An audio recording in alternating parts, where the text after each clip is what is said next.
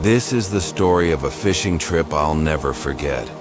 A true fishing horror story I'm going to tell you. So sit back, listen carefully, and don't laugh. Because what happened out there was real. Too real. It started last summer. Me, my cousin Jay, and our friend Rick had planned this fishing trip for weeks. We were all city boys, tired of noise and crowds. We wanted peace, something quiet and out in nature. Jay had found this lake online.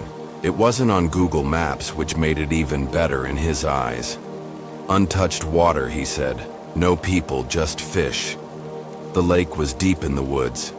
We drove for 4 hours, then walked for almost another hour through thick trees and uneven ground. There were no signs, no trails, and no phone signal. No phone. It was just trees, birds, and the sound of leaves crunching under our boots. Finally, we reached the lake. It was strange, big, still, and too quiet. The kind of quiet that makes your ears ring a little. No frogs, no buzzing insects, nothing. But the water was beautiful, smooth like glass and dark, almost black. You couldn't see more than a few inches down. Jay smiled like he'd found treasure. Rick, though, looked uneasy. "You sure this is the place?" Rick asked. Jay laughed. "Scared already?" Rick shook his head but didn't say anything more. We set up camp near the edge of the water. A small fire, 3 tents, and our fishing gear. It was late afternoon, so we threw our lines in and waited. Hours passed. Not a single bite. The sun dropped low, and a fog began creeping over the surface of the lake. That's when it got really weird. Jay pointed at something in the water. "Look at that!" We all stared. About 20 feet from shore, something floated just under the surface. It was long and pale. I thought it was a log, until it moved. It twisted slowly, then sank out of sight. "What was that?" I asked. "No idea," Jay said, his voice suddenly quiet. Rick packed his gear up fast. "I'm not fishing anymore. That thing looked off." Jay and I laughed at him, but not too hard. Honestly, I didn't want to admit it, but something felt wrong. The air was cold, like winter was hiding under the summer night. I kept rubbing my arms even though I had my jacket on. We sat around the fire, eating canned beans and talking, trying to shake the strange feeling. Then we heard it. A splash. Not a small one, like a fish jumping. A big one, like something heavy falling into the lake. We stood up. The fire crackled, but the rest of the world went dead silent. No wind, no sounds. We walked to the edge of the water and saw ripples, big ones. Something had moved. Then Rick said, "Guys, do you see that?" There were prints in the mud, not ours, fresh ones, long, deep, almost like claws had dug in, and they led away from the water, toward the trees behind our tents. Now we were scared. Jay wanted to check it out with a flashlight. I told him that was a stupid idea, but you know how guys are. They went anyway. Rick followed him. I stayed by the fire, watching them disappear into the dark trees. Minutes passed, then 10, then 15. I called out. Nothing. The woods just stood there still and cold. Then I heard Jay scream. Not like a joke scream, real terror. Rick came running back, panting and pale. "Something's wrong with Jay," he said. He just stopped moving. He was staring at a tree. Then he dropped the flashlight and fell. We both ran back into the woods and found Jay on the ground. His eyes were open, but he wasn't blinking. His face was frozen, like he'd seen a ghost. I shook him. Nothing. Rick slapped him lightly. No response. We dragged him back to camp. He was breathing, but barely. Still no blinking. Still no sound. Like he'd shut off. We didn't sleep that night. We stayed by the fire, listening. Every now and then, we heard something splash in the water. Sometimes it was far.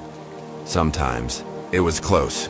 Too close. Then at around 3 a.m., Jay suddenly sat up straight, gasping.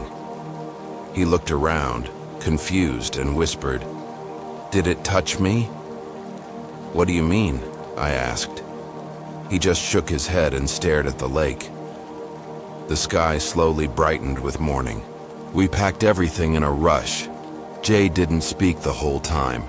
His face was pale and his hands were shaking. Rick and I didn't even argue. We just wanted to leave. As we walked through the woods, we passed something that made us stop cold. Circle of trees, maybe 10 of them, all black and twisted like they'd been burned, but there was no fire, no smell. The ground in the middle was wet, soft like swamp mud, even though it hadn't rained. Jay stood at the edge, staring again. "That's where I saw it," he whispered. "What did you see, Jay?" He didn't answer. Just walked past us and kept going. We made it back to the car and drove away as fast as we could. No one talked the whole ride home. Days passed. Jay didn't answer texts or calls. When I finally went to his place, his mom said he'd been acting strange, quiet, staring out the window, whispering to himself. I asked her what he was whispering. She said she heard him say things like, "It's still watching," and "the lake doesn't forget." Rick and I promised never to talk about it again. But last week I got a text from Jay. Just one sentence. "I dream about the thing in the lake every night." I didn't reply. So if you ever find a lake that's not on a map and the air feels too cold and the water is too still, don't go near it. Don't throw in a line, don't even look too long, because some lakes weren't meant to be found, and what lives in them doesn't want to be disturbed. That's the true fishing horror story I had to tell you. Believe me or don't. But if you ever go out into the woods and find a lake that's too quiet, walk away. Some fish stories are better left untold. This is the story of something that happened to me 2 years ago, and I've never talked about it out loud until now. Not because I was scared someone wouldn't believe me. No. I stayed quiet because part of me wishes it never happened. But I can't sleep anymore. Maybe if I tell it, I'll finally rest. So listen closely. This is a true fishing horror story, and it started like any other fun weekend plan. I was supposed to meet my childhood friend Max for a weekend fishing trip. He'd moved to a small town up north, somewhere surrounded by forests, hills, and silence. I'd been drowning in work stress and city noise, so the invite came at the perfect time. He said he found a lake where the fish practically begged to be caught. But here's the first weird thing. Max wouldn't give me the name of the lake. He just sent coordinates and said, "It's better this way." I arrived on a Friday evening. His truck was already parked at the trailhead. We hiked through thick woods for nearly an hour, with nothing around us but the sound of twigs snapping and the occasional distant owl. Then we saw it. The lake. It was tucked in a bowl of trees, still and quiet like time had forgotten it. I swear the temperature dropped as soon as we stepped into its view. But Max looked excited, almost too excited.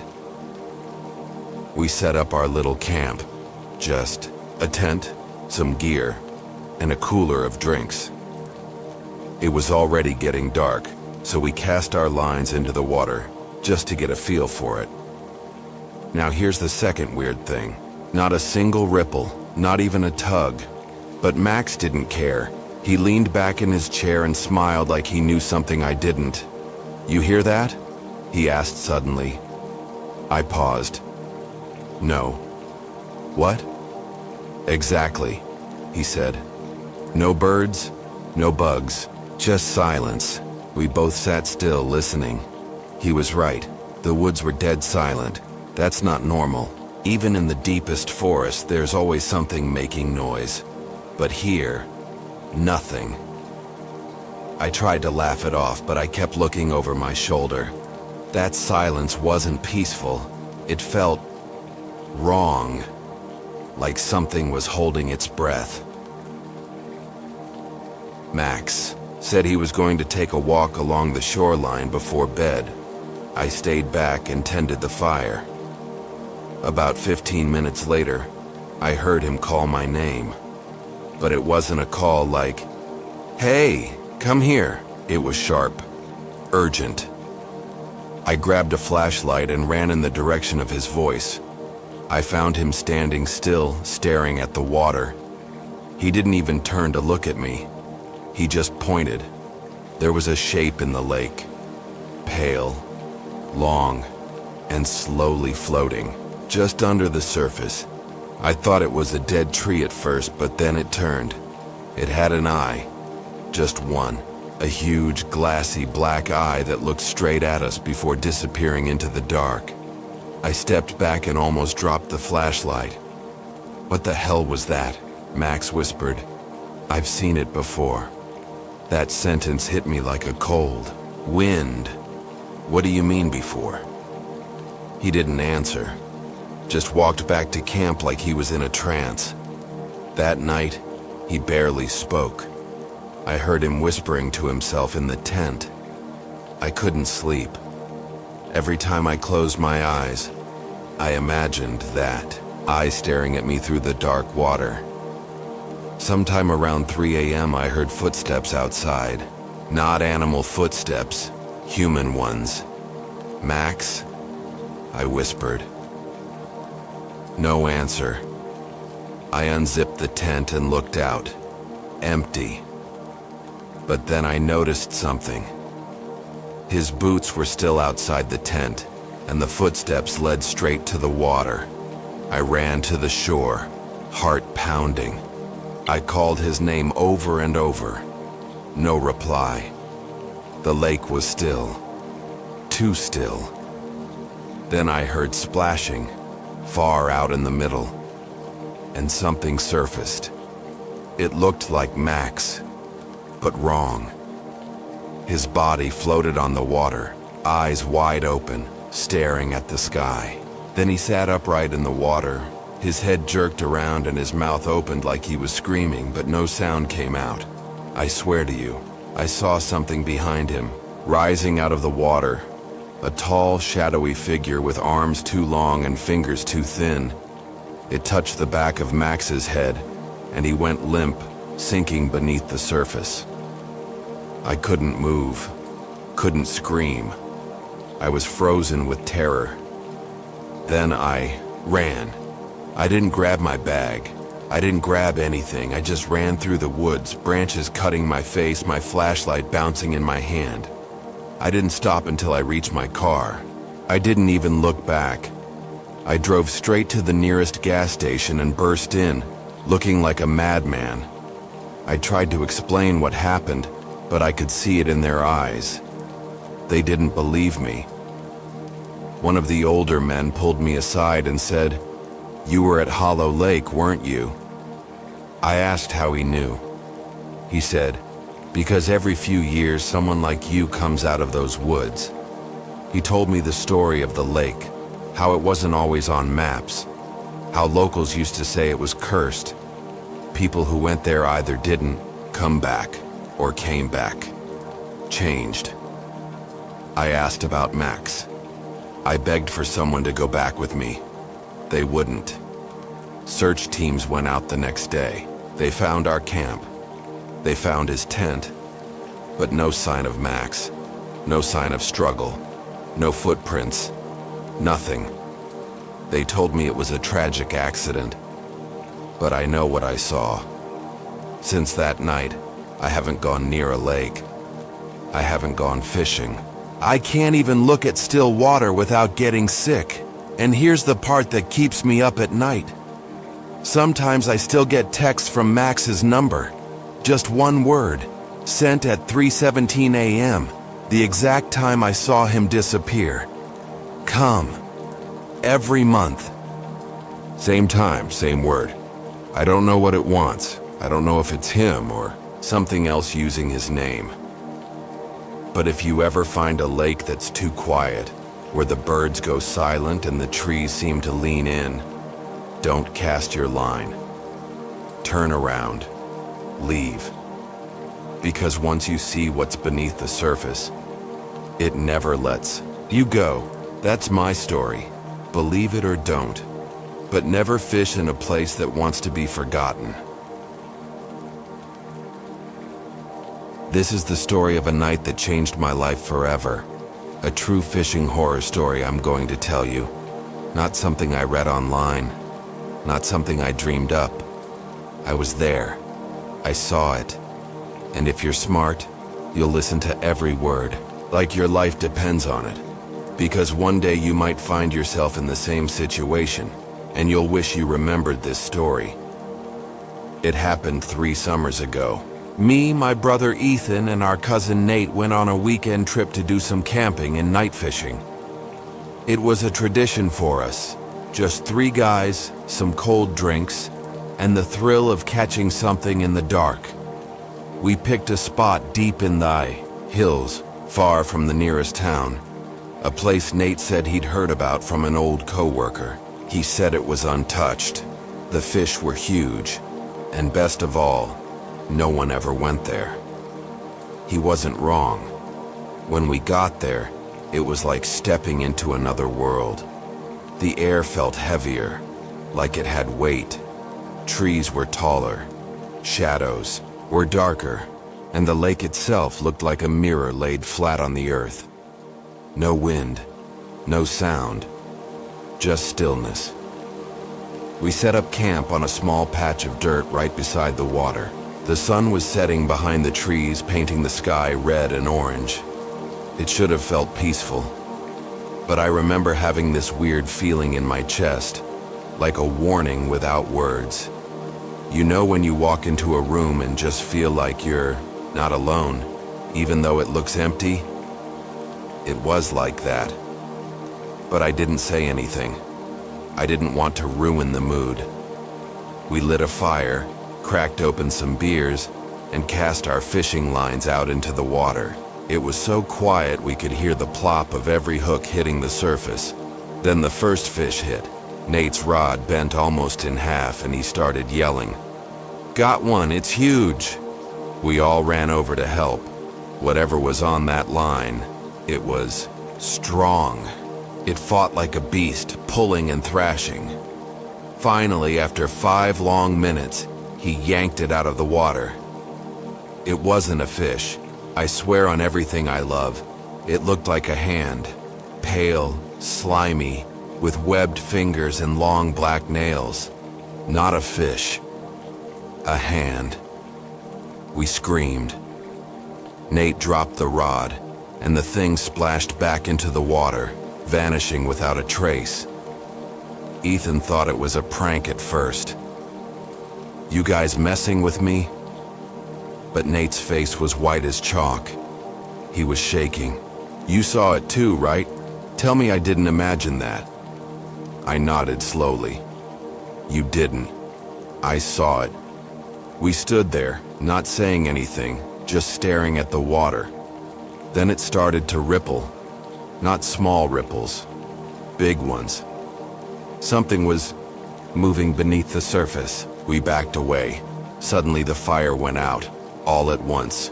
No wind, no warning, just gone. Everything went pitch black. I grabbed my flashlight and turned it on. Nothing. Dead. So was Ethan's. So was Nate's. All 3, brand new batteries, completely useless. We started hearing sounds then, splashing, wet footsteps, breathing, but nothing was there. We couldn't see it. but we felt it moving around us. The air turned ice cold, and our skin felt damp like fog was crawling over us. I could hear Ethan whispering, "This is wrong. This is wrong. We shouldn't be here." Then we heard Nate scream. We turned to see him being pulled, dragged, toward the water by something invisible. His feet left trails in the dirt as he fought, kicked, and screamed. We ran and grabbed him by the arms, pulling with everything we had. For a second, it worked. We stopped whatever was dragging him, and then we saw it. A figure rose from the water, tall, thin, and soaked from head to toe. Its face was long and smooth like it had no eyes, no nose, just a gaping mouth filled with needle-like teeth. It had arms, too many arms. 4, maybe 6. They reached out, wet and dripping, grabbing at us. We pulled harder, screaming, and finally ripped Nate away. The figure let out a high-pitched screech, like metal on metal, and vanished beneath the surface with a splash so loud it echoed through the trees. We didn't speak. We didn't pack up. We just ran. We ran for nearly an hour through pitch black. Woods, tripping, falling, bleeding, but we didn't stop, not once, because we knew it was still there, following, watching. We didn't stop until we reached the car. The second we slammed the doors shut, our flashlights turned back on. They worked perfectly. The next day, we returned with 2 officers and a park ranger. They didn't believe us, of course. But when we got back to the lake, the place looked different. The campsite was gone. Our gear was gone. Even the dirt patch where we'd set up the fire was covered in thick moss, like no one had stood there in years. The ranger pulled us aside and asked where we really were. We gave him the exact coordinates, showed him Nate's saved location on his phone. He went pale. "That lake," he said quietly, "isn't listed anymore. It was closed off 20 years ago after 3 teens went missing during a fishing trip. No bodies were ever found. The area was sealed, but sometimes people still find their way there." We asked him why it wasn't on any maps. He just said, "Some places don't want to be found." After that, Nate changed. He barely spoke anymore. He moved away, stopped answering our calls. Ethan had nightmares for months, said he kept seeing the pale hands reaching up from beneath his bed. As for me, I haven't touched a fishing rod since. And every so often, I get this feeling like I'm being watched when I'm near water. Doesn't matter if it's a lake, a river, or even a bathtub. I see ripples where there shouldn't be any. I hear splashes in the dark. And once, I woke up with muddy footprints on my bedroom floor. I live on the 3rd floor of an apartment, so believe what you want. Say I'm crazy, say it was a dream, a prank, whatever helps you sleep at night. But if someone ever invites you to a quiet, untouched lake with no name and no bird song, don't go, because something lives in those forgotten waters, and it never lets go of what it finds. This is a story I don't tell often. I've avoided it, really. For the longest time, I convinced myself it was just a bad dream or maybe a result of too much stress. But deep down, I know it happened. It was real. And if you're ever out there, fishing in the middle of nowhere, you'll want to hear it. Maybe then you'll stay away from the places I went. It all started one late summer evening. My buddy James and I were on a weekend fishing trip. We decided to go somewhere remote, a lake hidden deep in the woods. You know, the kind of place that's so quiet you can hear your heartbeat. The kind of place that feels peaceful at first, but leaves you with an uneasy feeling, like something's not quite right. James had found the location through a local fishing forum. He told me the lake was beautiful, untouched by tourists, and the fish were huge. The perfect place for a weekend getaway. I agreed. Life had been hectic, and a weekend in nature was exactly what I needed. We set out early Friday morning, our truck loaded with fishing gear, camping supplies, and plenty of snacks. It was about a 5-hour drive to get there, and when we finally reached the location, I couldn't help but notice how eerily quiet it was. No birds chirping, no insects buzzing, nothing. Just the wind. But even that was barely a whisper. We hiked down a narrow trail until we reached the lake. It was even more beautiful than I expected. The water was dark, almost black, reflecting the surrounding trees and mountains like a mirror. There wasn't a soul in sight, just us, alone in the middle of nowhere. We set up camp right by the water, with a perfect view of the lake. The plan was simple: fish all day, relax by the fire at night, and enjoy the quiet. That's what we did. The evening passed slowly, the air growing cooler as the sun dipped behind the trees. We cast our lines out into the lake, talking and joking about everything and nothing at all. But here's the first strange thing that happened. James caught something. He had just cast his line out when his rod jerked, pulling hard on the line. "Got one!" he yelled. I rushed over to help him reel it in, but when we finally pulled it out of the water, it wasn't a fish. It was a thing. A long, twisted shape. Its body was covered in dark, slimy scales, and its mouth was wide open, filled with sharp teeth. It didn't look like anything I had ever seen before. It wasn't a fish. It wasn't an animal. It was like something from another world. We stared at it for a long time, not sure whether to throw it back or call it a night. But something about it felt wrong. So wrong. James, being the braver one, tossed it back into the water. "Just a freaky fish," he said, shrugging it off. We tried to fish some more, but nothing bit. The lake seemed too quiet. The whole atmosphere shifted. I could feel my skin crawling, the hairs on the back of my neck standing up. It was like the lake itself was watching us, waiting for something. Around midnight, we decided to head to the tent and call it a day. But as we lay in our sleeping bags, I couldn't sleep. Every creak of the trees, every whisper of wind felt wrong. I kept hearing things that weren't there. My heart raced in the silence. And then I heard it. A sound from the water. It wasn't the splash of a fish or the wind moving across the surface. It was footsteps. Not animal footsteps, human footsteps. Heavy, slow, dragging footsteps. I could hear them getting closer, like someone was walking through the lake, the water splashing with every step. I turned to James. "James," I whispered, my voice shaking. "Do you hear that?" He was already awake, his eyes wide in the arc. "Yeah," he said, his voice barely a whisper.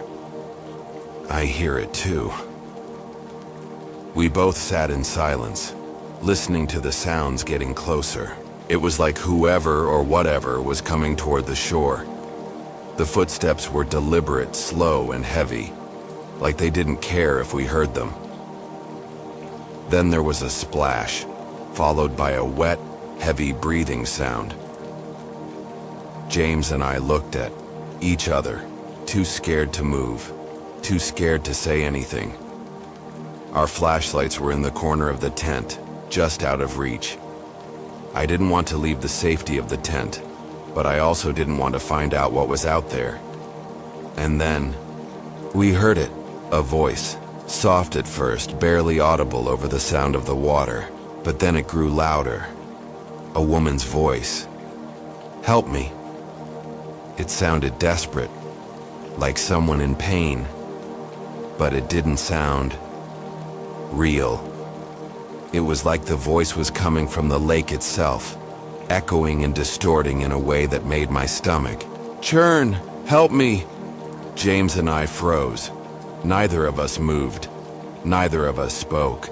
But I could feel the weight of the silence pressing down on us, suffocating us. Suddenly the footsteps stopped. And then we heard something else.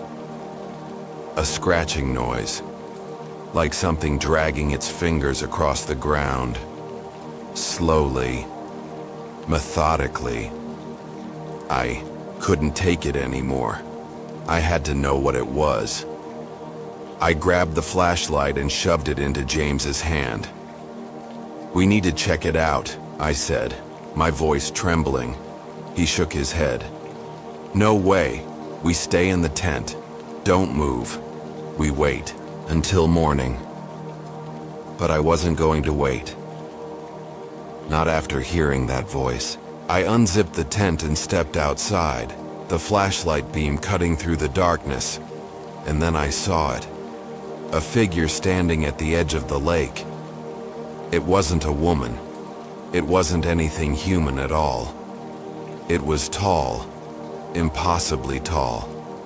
Its body was a twisted mass of limbs and features that didn't belong together, like someone had taken different parts of different creatures and sewn them together. Its skin was slick and wet, dark like the water itself, and its face, I couldn't even describe it. It was just a black void, no eyes, no mouth, just darkness. The thing turned its head toward me and I felt my blood run cold. I froze in place, unable to move, unable to scream. The flashlight trembled in my hand and I dropped it. The beam fell on the ground, illuminating the thing's feet, or what I thought were feet. They were long and thin, like they didn't belong to anything human. And then, it stepped forward. It didn't move like a person. It glided, hovering just above the ground, like it didn't have to touch the earth at all. It came closer, its presence suffocating, its dark shape pulling me in. I don't remember what happened next. I just remember running as fast as I could, through the woods, back to the truck, back to civilization. We didn't talk about what happened. We didn't need to. We both knew it wasn't just a bad dream. It wasn't just our imagination. We left the lake and never went back. And to this day, I avoid places like that. Quiet lakes, deep forests, places that feel too still. I've heard stories since then. Other people who went to that same lake and never came back. Or those who did, but something about them changed. So if you ever find yourself looking for a quiet, peaceful spot to fish, listen to this story. Don't go there. Trust me, some lakes hold things that shouldn't be disturbed. And once they know you're there, they'll make sure you never leave.